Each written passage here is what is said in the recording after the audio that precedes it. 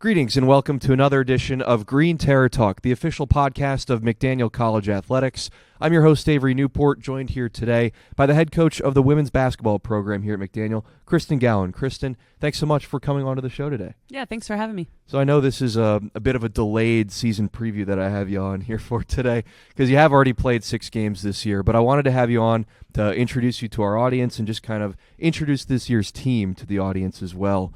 You do have a game tonight as well, your first conference game at Dickinson. So you've already gotten your season fully underway at this point, but just wanted to kind of recap how the first couple of games went for you this year and what the rest of the season is going to look like moving forward. So yeah, sounds good. But first, I got to ask, since this is our first post-Thanksgiving event, how was your Thanksgiving? Did it go well? It was very good. I got to visit some family in Vermont, so that was great. Nice, very cool. I was up there similarly. I was up in New England, up in Boston for my dad's family. Nice. So.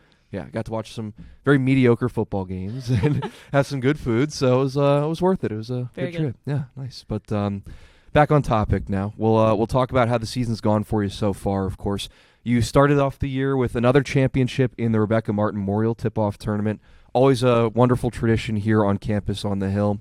How's that feeling to win back-to-back championships the second year in a row? Elena Beckett winning tournament MVP for the second year in a row. Just kind of describe how it was to see the team in action for the first time and to see them look so good in the season opening tournament once again. Yeah, it was great to kind of start our season off with some immediate success, and I think it was good for our team to play some quality competition and some different styles. You know, Geneva in the championship game, they play that Grinnell style 5 in, 5 out. They shoot a ton of threes. Yep. So it was something new for our players to be able to adapt to and a new challenge. So I thought they rose to the occasion a little bit, but really impressed by how fluid our offense is. I think, we've had a lot of continuity in what we've been doing offensively.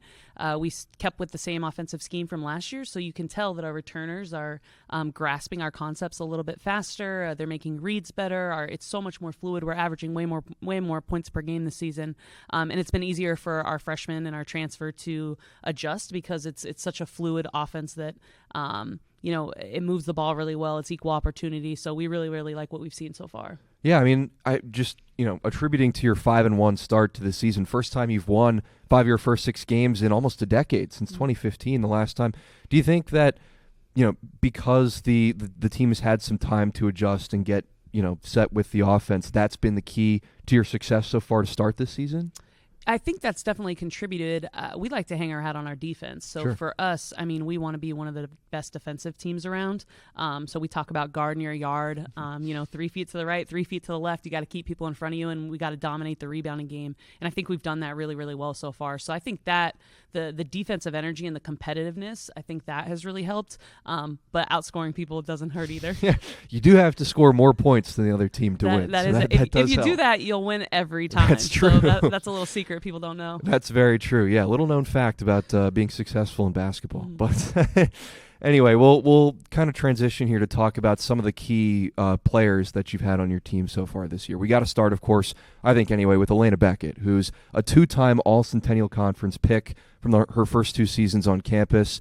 She had my vote. She'd be right back up there again this year. I know we've only started the season, but she probably will be among the best players in the conference come season's end once again. Another great start for her this year. She's averaging over 16 points a game, shooting over 57% from the field to start this season. Just a great start offensively for her. Has she been the catalyst in your mind for how the offense has been able to flow? I like you like to get her some looks in the post and try and spread the offense out a little bit around her. Has she been kind of the at the forefront of the offense to start this year, or has she kind of helped make her teammates around her a little bit better in the system? Yeah, I think a little bit of both. So Elena is such a unique talent because she can play on the perimeter, she can play on the inside. She's big, she's physical, but she could also be a guard. So yeah. I think that really helps because we get to move her around a lot, which from a coaching standpoint, I think that's really, really cool to design our offense where we can have mismatches, and bring her to the inside when she's defended by a guard, or if she has somebody bigger on her, we can pull her to the perimeter. So I think that helps create some easy looks for her because she is, such a unicorn. There's not many players like her. You look at our conference, there's really nobody else that can do what she does. You just reading off her numbers, 16 points per game. like it's so quiet. Yeah. Sometimes she has 20 and 10 and you wouldn't even blink because it's not like she's forcing shots. It's not like we run everything through her. She's just so efficient and she's so talented, and really humble too, which I think is really neat. So you would never know it by her demeanor. You would never know it, how talented and how excellent she is, but she just capitalizes when she has opportunities, and she's just so skilled and works so hard. So it's nice to see that pay off for somebody. Yeah, exactly. And I've noticed too in the games that I've been at and the games that I've seen, you really got you run a lot and you get out in transition and you score fast break points a lot. And she's always at the other end of the floor, ready to take in an outlet pass for an easy layup or something like that. You just see the court awareness and the awareness of the situation is so evident with her already. I mean, you've seen the pure skill development has always been there, right? From when she was a freshman, making all-conference as a freshman, repeating as an all-conference member a year ago. But now as a junior, you're kind of starting to see those leadership qualities emerge and making those extra plays that before might have just been easy baskets or working around her defender or whatever. But now she's getting out in transition. She's kind of directing the offense. You can see those leadership qualities continuing to develop as a junior. I think that's very cool to see, and we'll see how that continues when conference play begins, of course. But another great start to the season for Elena. But I think we also have to talk about her front court mate, Taya McConaughey, who's the reigning Conference Rookie of the Year award winner last year. Another great start to the season for her. She's averaging just under 12 points a game, leading rebounder on the team, averaging 9 a game, shooting very well from the floor, but she can also stretch the floor as well. She's a perimeter threat. She can hit threes. So she really brings another dynamic to your offense. Describe how her start this season has helped you guys win 5 of your first 6 games. Yeah, Taya's really an enforcer. She comes in and she's a big bully inside. She can kind of force her way into the basket when she gets into the paint. Yeah. The way she tracks rebounds is incredible. Most players wouldn't be able to secure rebounds that she gets just based on will. I mean, she chases them down and grabs it with 2 hands, and she's big and she's strong. Teams see her coming, they get out of the way. They're like, you can have this one. Yeah. So that's really nice. Making a business decision, that's what we call it. Exactly. They're like, I want to play the rest of the game. I think I'll let her take this one. Don't want to take an elbow or anything, box out position. Yep, exactly. Yeah. And because of her size and physicality, usually teams have to put their biggest, baddest player on Taya, and that's when she stretches the floor. She can play from the perimeter. She can shoot the 3. And so I think just her ability to play inside out as well and get out and run the floor. She's such a good rebounder. And so she makes great outlet passes and sets up her teammates, but then she trails the play and can hit that 3 coming in behind the point guard in our transition. So I think she does a lot of different things, but it's a lot, again, based on effort. Like, she just plays so hard and does it quietly. Again, she has double-doubles, and you would never know it because we don't force things through her. We don't run our offense to get her looks all the time. She just creates offense because she plays so hard and is in the right spaces at the right time. Yeah, and she's a great offensive rebound threat, too. Down low, if a shot misses or whatever, she's always there to clean it up and get those second chance points. And I think that those are little hustle stats that might not always show up on the stat sheet. But again, just that physical presence down low really scares teams in what I've seen so far. And, you have to respect her ability to grab the boards on the blocks, but also she can shoot. She's a 3-point threat. So as you mentioned, if she trails the play, she is left alone a lot of times, and defenders don't really know whether they should, play down a little bit or kind of go up and try and defend her ability to shoot the 3. So that brings a lot of flexibility to the offense, right? Because a lot of players with her skill set are only strictly post players, right? They can only, they've got some good footwork and good moves in the post, but she can do both. She can have those moments in the post. She can grab a ton of offensive boards, and she can come back and hit the 3. So that's a really valuable weapon for the offense. And again, she's gotten off to a tremendous start this season. So really impressive start so far for the front court this year. But we got to give the backcourt some love, too. I especially want to talk about one of the star freshmen this year, Lauren Cavoli, who's now the starting point guard. A lot of hype for her coming into the program this year as a very aggressive on-ball defender, but a great three-point shooter as well. How has she kind of changed how the backcourt has looked this year, and what are some of the other things that she's provided to the team that you've noticed in your first 6 games? Yeah, so she comes from a really, really good high school program and a really good AU program. And so we knew she had the skill. She'd always played with, Division I and Division II players, especially in her AAU program. So I've watched her play against Division I talent that, you see on TV now. Right. And so I've seen her defend these top tier guards, but she's so unassuming with just her size and her stature, and she's so polite and kind. Right. But people don't know that she's a beast. Yeah. And so as soon as the ball goes up and they tip it up, you see that come out in her. So she's really, really aggressive on defense. She takes it personal. She wants to really make it difficult for teams to run their offense, and I think she has that chip on her shoulder. And then offensively, she just sees the floor so well. Yeah. She's so unassuming, and you wouldn't expect it. But then our game against Eastern right before break, she hits 3 threes in 90 seconds and just totally blows open the game. Right. And it wasn't even like we were running anything for her. She just saw the moment, took the moment over, and hit a couple big shots there. So, I think it's really helped our fluidity in our offense and being able to push the ball because she can get out and she's so fast and can get the ball up the floor. And it's created some easy looks for those post players running in transition, or, maybe some easy 3-point shots for our guards running the lane. So I think just her being so dynamic and so skilled so early has really helped. And I think she's only going to grow. So she's a sponge, very coachable. She loves to learn.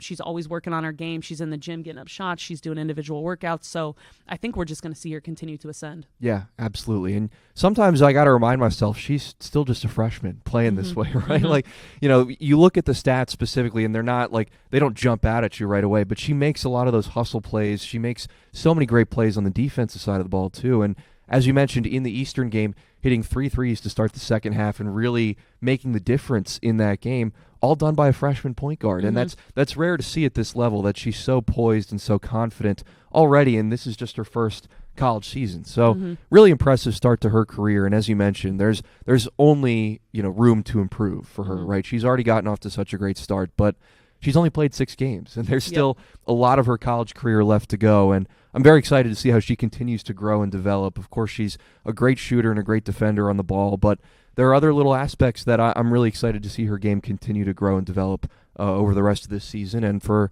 her entire career here, too. A lot of very cool things going on in the backcourt. But she's not alone, too. Lil Overcash, of course. You have Peyton Tagg, 2 great seniors that are right back in the rotation this year. Jordan McLean as well. How are the rest of her backcourt mates kind of providing support for the rest of the team? And again, you talk about leadership, right? You have to talk about Peyton and Lil, 2 seniors this year. How's their leadership helped the team so far through the first couple of games? Yeah, I think our team is so eclectic, and that's what makes us so dangerous, is because everybody brings something a little bit different. So, last year we really had to rely on Lil to score. So she took a lot of that ownership on her shoulders. And this year she's been able to focus on being a defensive stopper and help run our offense. And she could still go off for 20 any night. Right. So she's, I'm sure she's at the top of everybody's scouting report. They know how good she is, but she doesn't have to be that good on the scoring side right now for us to win, because we're so efficient with, our post players inside shooting 50, 60%. She doesn't have to take a ton of shots. So she can just be really mindful about when she chooses to attack and be aggressive. And then Peyton's done a great job with, growing. Last year, we kind of pushed her into that point guard spot, and she did a great job. But this year, she's able to play point guard and off ball a little bit more. Yeah. And so we're really getting to see her creativity. So, she makes a lot of highlight plays, and her court vision is incredible. It's pretty obvious she's a coach's kid. Yeah, you can see that her dad's a coach, just the way she sees the floor. And I've really seen her leadership come out, and she's much more vocal this year, which I think is really cool, because it just helps our team stay poised when we're so young. Yeah. We seem like we're experienced, but we also have, 2 sophomores and a freshman starting for us. So that's pretty young. And so she really calms the ship when she comes in. And I think it's just so fun to watch her play, because you never know what's going to be an ESPN top 10 play. Could happen anytime. I mean, the championship game in the Rebecca Martin tournament against Geneva, she made one of the best passes I've ever seen at the D3 level. She just totally lofted it right over the defense into the hands of Reagan Lenz, who had an easy layup, and it was just really impeccable pass. And of course, I had to submit it for top plays of the week in Centennial, and it got in, and it was just such a cool moment. And I was calling the game too for play-by-play, so you really had to see it to believe it. It was a stunning pass. And yeah, you mentioned that court vision. Like, she showed it on that play, but she showed it in so many other games that you've played this year. And you can see that senior leadership in when she plays, and she does just kind of seem to calm the offense down a little bit. She makes smart plays. She doesn't turn the ball over very much. And as a team, the turnovers have mostly kind of stayed down this year. Those are things that can kill you. But again, the offense has looked really, really strong to start the year, in my opinion. And Peyton has been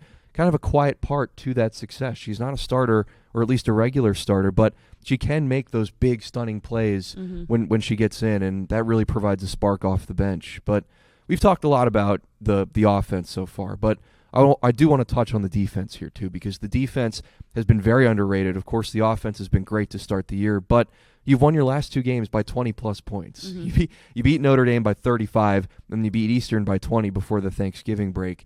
And in both of those games, the defense absolutely dominated. I mean, 36 points on the road against Notre Dame, and then 47 points on the road against another opponent in Eastern. So how's the defense been able to get off to such a great start this year?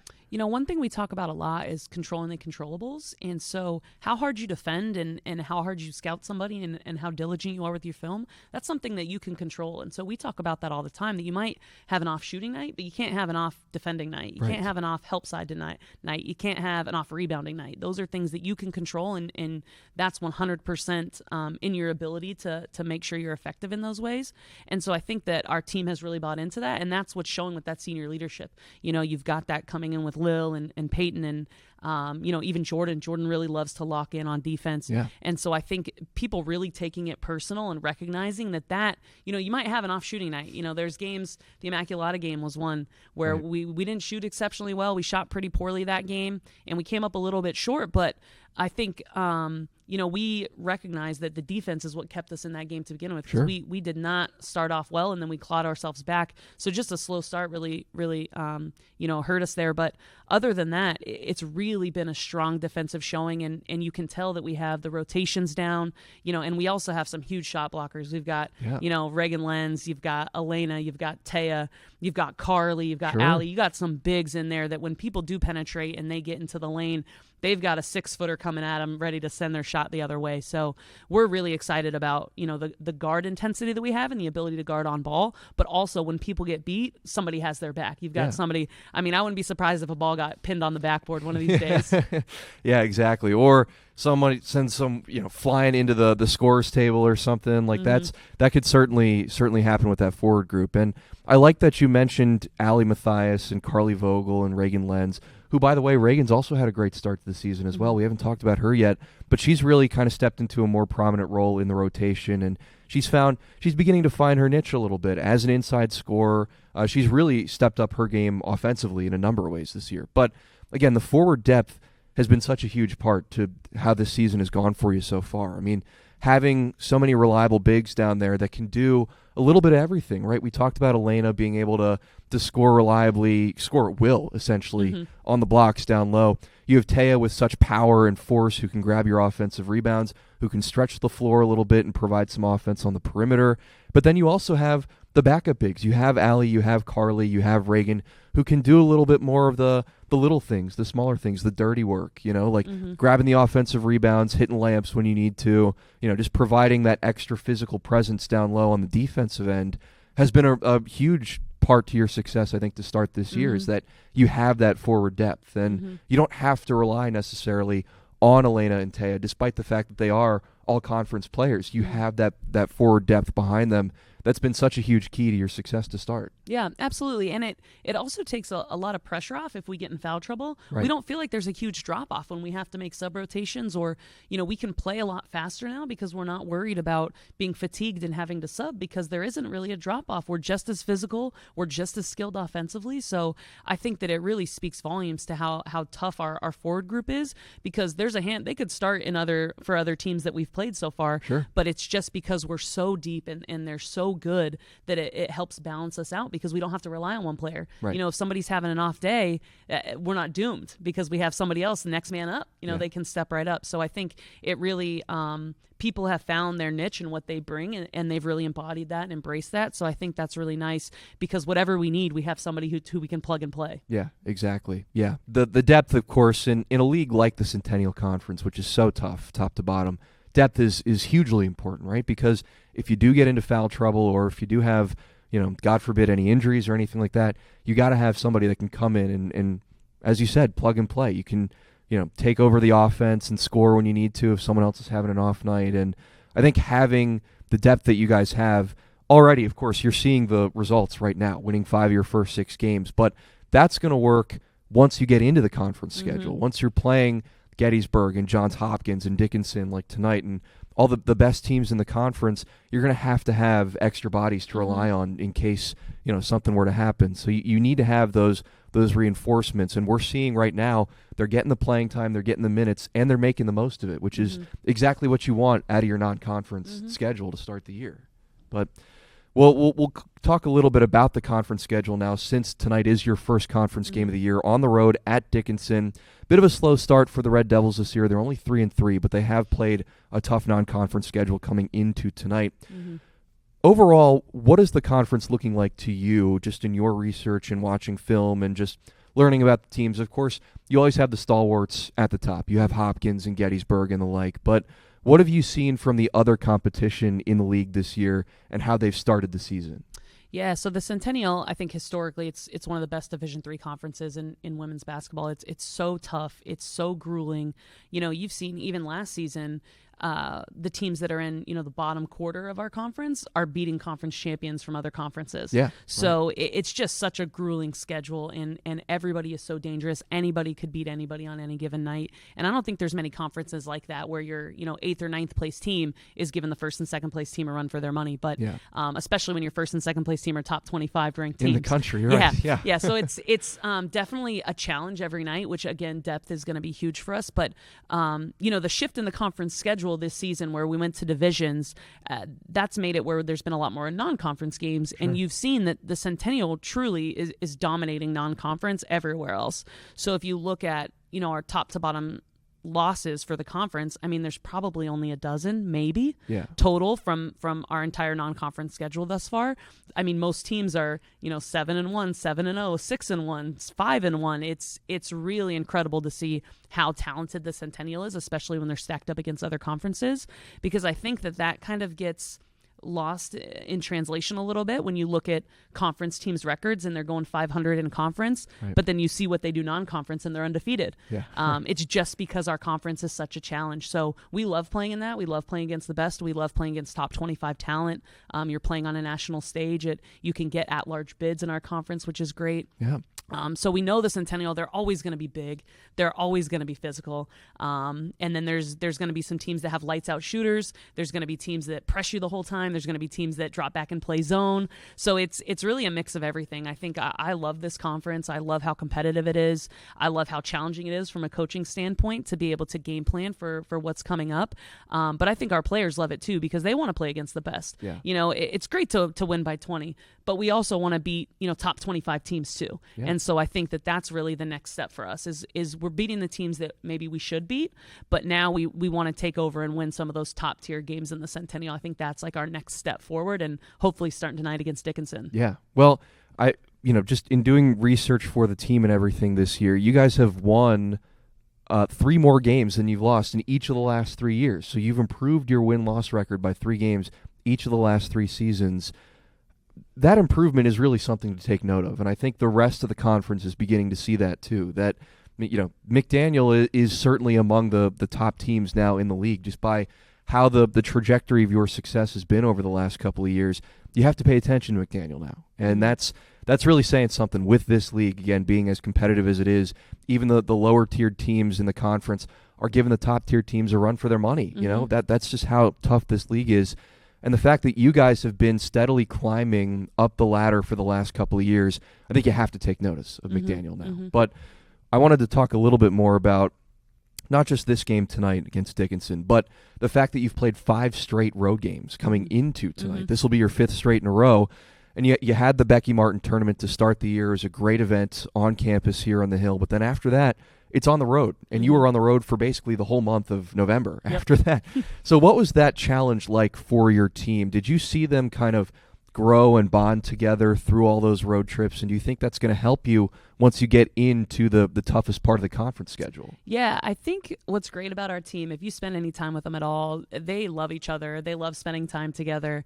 So the road trips really didn't feel like a challenge. It didn't feel like, we're getting on the bus again. It was they're hanging out with their friends for a couple hours before the game, which they'd probably be doing anyway. Right. So I feel like those road trips are always really fun. And it's been great. Even after the Immaculata loss, we were able to go to Peyton's house. She lives in Winchester. Nice. So we were able to go to her house and have a nice team dinner after with her family, which was really, really kind of them to host us. But, for us, we kind of have that blue collar mentality where it doesn't matter who we play or where we play or when we play, we're going to show up and give it our best shot. And so the road games, when you look at it in the schedule and think, there's 5 in a row, I don't even think they took notice of that. I don't think they care one way or the other. They love to play. They love to compete. And so for us, I'm hoping that it'll make it easier later in the season when we're stacked with more home events and it balances out a little bit. But really, it's just been a great ride and a great time with them so far. Yeah, absolutely. And that's what I've noticed is that those road trips are really great bonding experiences for the team, right? That you're able to spend more time together and really get to know each other. And of course, your team, as you guys have some of the best camaraderie that any team on this campus has. Right? Yep. I see your Instagram. I just see the players, hanging out together all the time on campus. And that really, I think, says a lot, not just about wins and losses on the court or whatever, but how the team functions off the court as well. You have to be a cohesive unit, and I think that translates to on-court success too. When you look at it. If you're friends and if you like each other and if you all get along, then you're more inclined to make a pass or to make that extra pass or to whatever, to find a teammate on the block for an easy layup or something along those lines because you like each other, because you're friends. There's no selfishness on the team that I've noticed. You've had players that have stood out right away to start the season. You have to start with Elena and Taya and the rest of the backcourt, Lauren and Lil and everybody else. But it's so unselfish from what I've seen. There's no clear okay, Elena's got to get 90% of the touches tonight. She's got to be the only offense. There's nothing like that on Correct. This team. It's anybody's night on any given night. And I think that's not only is it good for team building and camaraderie, but it's going to help you in the long run too in the conference schedule, because if you only have one player you can rely on, that really makes you one-dimensional. You're easier to defend, and especially on a road environment when it's a tough game on a weekend or something like that, you're easy to beat that way. But that's not this year's team. Certainly not this year's team. Any one of these guys can beat you on any given night, and that's what I think makes you so dangerous, is that you can have a 20-10 night from Elena, but you can also have one from Taya at the same time. You've seen a couple of really strong starts from Reagan Lenz this year as well. You've seen some good games from the guards, from Lauren, from Lil, from Peyton, from Jordan, and etc. So that's what I'm really excited to see as the season continues to progress here. We're only 6 games in, still got about 20 left to go on the schedule, but that's what I'm excited to see, is who's going to be able to step up on any given night. And if Elena's having an off night or if Taya's having an off night, are the guards going to step up? Are the backup bigs going to come in and play bigger roles? It's really fun to see how the team continues to gel and develop here as the season really gets going. Yeah, it's great to feel like there's not egos on the team, that nobody cares who gets the credit, which I think is really unique, and especially in this day and age, that's really cool. And we talk about all the time that, culture and chemistry will win you games that maybe talent-wise you shouldn't win, and then a lack of culture and chemistry will lose you games that you should win. And so we talk about that intangible all the time, that could be the difference maker. 1 or 2 games could be the difference between making conference playoffs and not. And I think having that great chemistry and that camaraderie, I think that's going to win us some tight games down the stretch. I'm not looking forward to having the tight games. But I'm looking forward to hopefully coming out on top. Yeah. Might raise your blood pressure a little bit in the moment, but when you look back and you win those games, it's all good, right? Yep, it's all forgiven. Exactly. But I did touch on it a little bit, and I wanted to bring it up here again, that you've improved in each of the last 3 years that you've been at the helm as head coach.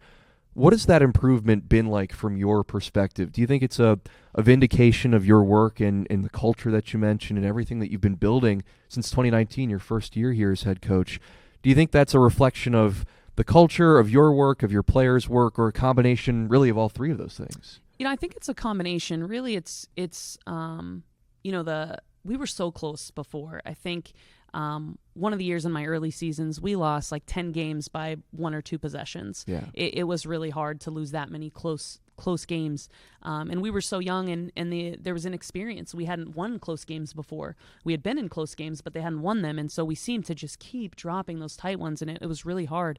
And so, once COVID was over and we were able to get those like quality recruiting classes in and go back to back with really, really good classes, you've seen just the increase in talent and the increase in depth. There's always been talented players at McDaniel, but now we've got 1 through 16 is just so anybody could play, and that's really cool to see.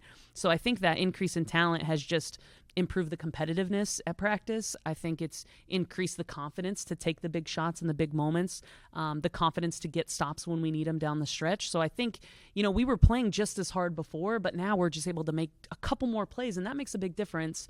And then I think a big difference maker, resources truly do make a huge difference. And 3 years ago, we were lucky enough to get a full-time assistant. And that, Maggie has transitioned or totally transformed our offense. Yeah. She brought in the Princeton offense, which we run now. That continuity is there amongst our team. I think it's super effective, and it's been really, really good. But we weren't in a position to do that before when we had grad assistants and they're teaching all day and they're not on campus. But having somebody here full-time to do workouts and be able to brainstorm together all day long, and their sole focus is our team and our success, that's made a huge difference. I think it's undoubtable that having a full-time assistant makes a big difference for our program. Continuity, recruiting, grad assistants that have to filter out every couple years, that's really hard. They recruit a player, by the time the player gets to campus, they're gone. And right. So now you've got some stability there in the assistant coaching staff, and so I think that's been awesome. I think that has made a huge difference for our team and our program, and I think it's evident for anybody who gets that type of support. So I think, resources lead to success. I think that's proven. Look at the SEC, right? Yeah, right.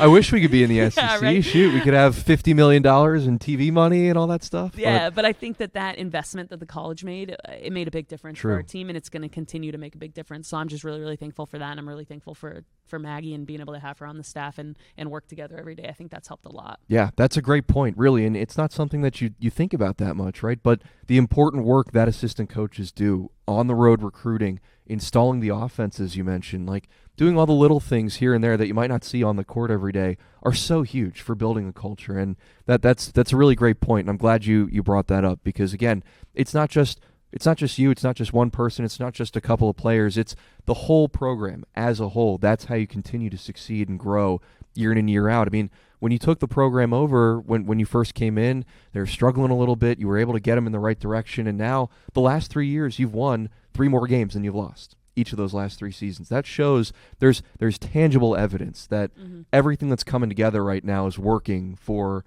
McDaniel women's basketball, and I'm really excited to see the continued growth and success of the program. You still have mostly this entire season left to play at this point, so there's still a lot of things that you're still trying to figure out about your team and how things work. But again, the success has been there, and the trajectory is there. You see it not just by the win and loss totals over the years, of course, but in the resources that are invested in the program, seeing the support in the gym, in the Gill Center for your game. I mean, the Rebecca Martin tournament was packed both nights, on Friday and Saturday night, just loaded with fans, and the cheering and the support that they gave was phenomenal, truly. And I noticed it right away, and I'm sure everyone else did too, that this program is on the rise, and it's going to be a force in the Centennial for many years to come. And if you don't know that now, you will know soon. That's all I'm going to say. You will know very soon. But Christin, it's been great having you on today, talking about the team this year. And are there any other things you want to add before we wrap up the show today? How you think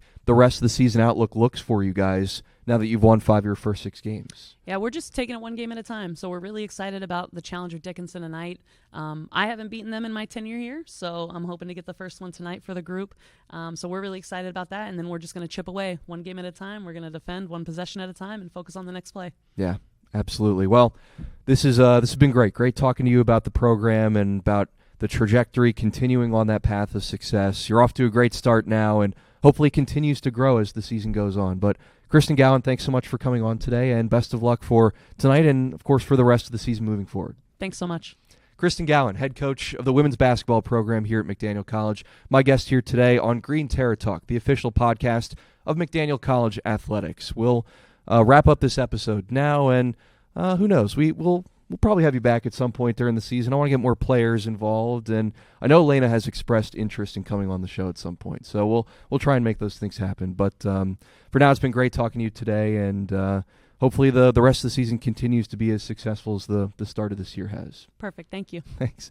Christin Gowan, my guest here today. Thank you so much for watching and listening this episode of Green Terror Talk, the official podcast of McDaniel College Athletics. We'll see you next time.